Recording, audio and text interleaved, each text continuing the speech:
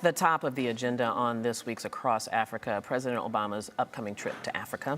The President and First Lady will visit Senegal, South Africa, and Tanzania at the end of June. Our guest, as usual, to bring us up to speed on these stories trending in Africa and so much more is journalist and one of our favorite people, Frankie Edozien. Hey! Good morning! Hey, always good to see you. How are you today? I'm doing great, and I'm excited about the President and First Lady's trip to Africa. Yes. I'm kind of campaigning around here to be able to go and cover it. But tell me about it. It's been so exciting because for a while we have been wondering when the president will go back to Africa, and there had been lots of rumors about which countries he'll go to. Just a couple of days ago, it started coming out in the African media that he was going to go to Senegal. Senegal was the first place to put it out that they were actually coming.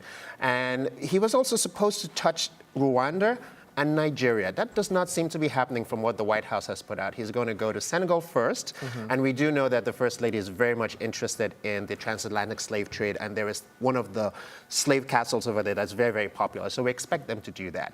They'll also go to Tanzania, and we know what's been going on in Tanzania. The president is very much interested in supporting countries that are trying to push back against Al-Qaeda. We talked about that the last time we were here, that it seems as if there's extremism going on in Tanzania. So that's there. And then he stops in South Africa. We don't know yet if he's going to see the Madiba, but we certainly will be looking out for that. Oh, absolutely. I would be surprised if he didn't, if Nelson Mandela is in a good enough health. Good enough spirits, and maybe there won't be cameras there. Yeah, I wonder if he's going to try to accomplish anything policy-wise or relation-wise while he's there. Yeah, so the White House is basically saying that this trip is about trade. It's about trade, it's about economy, and showing that the United States stands with sub-Saharan Africa in doing business. But it's also about supporting governments that have stable democracies, and we've seen that. And we're hearing rumors that that may be part of the reason why they're only going to very specific countries. One of the things that's really surprising is the absence of both Nigeria and Rwanda. Rwanda is doing really, really well. Nigeria, not so much because of the trouble they're having with insurgency there. So perhaps the White House did not really want to sort of get involved in that as much. But Rwanda is a big surprise because they're doing really well economically. Indeed. And of course, the president has only been to Africa one other time during his presidency. That was 2009, I believe? 2009, his first stop was Ghana, and he was there for a day and a half. And he spoke to the Ghanaian parliament and talked about Africa's hopes and how Africa is rising. And it was really, really a very, very special time for everybody who was there that time. I think really across the whole continent, because this was the son of Africa come home, in a sense, you know. But even while he was there, he did talk about how Africa had to sort of stand up and be a full partner with the rest of the world. So we expect to see more of that on this trip, especially since he's interested in talking about trade and development. Indeed, and just a quick note, ahead of that trip, Secretary of State John Kerry is also going to be visiting Africa starting this weekend. Yeah, he's going to Addis Ababa for the 50th anniversary of the African Union, which used to be called the Organization of African Unity. All the heads of states are going to be there.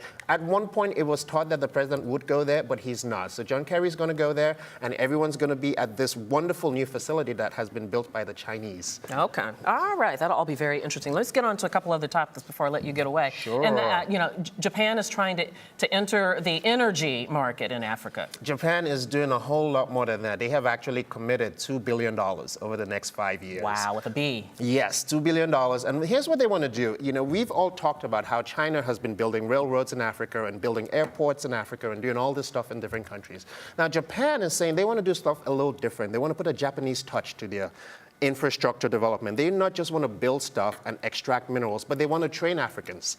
So they're saying, look, we have experience with mining, we have experience with pollution. We want to come and get some copper, and we want to come and get some steel, but we want to show you how to do this properly. And so they've not just committed to spending the money, they've committed to training 1,000 African people to do mining work as well. So this is a different kind of way they're doing it. Japan has decided that they want to have a bigger engagement in Africa the way China does, except they want it to be more long-term. And a lot of people in Africa have accused the Chinese of bringing their own people in, doing the work, and then splitting when things don't go right. Japan is saying, well, we want to do a lot of things differently. We want to have a real partnership. And so you have some African countries who are now saying, you know, the minister from Zimbabwe was saying, you know, we're not really working with the Chinese simply because we love them so much, but when you have no friends, any friend is a good friend, you know, and China came when nobody else came, so we work with them. We're very, very happy to have Japan. It's well, trending. it sounds great, so we'll see how it exciting. turns out. Yeah. Before I let you go, we just have a few seconds left. Tell us about the film, this African film that's in the competition in the Hunt at Cannes Film So Festival. it's called Grigri, and it is from Chad. This is the first film really that is in serious contention to have the Palme d'Or. It premieres tonight at the Cannes Film Festival. The director has actually won the jury prize before, but this is the first time that we think that we have a shot.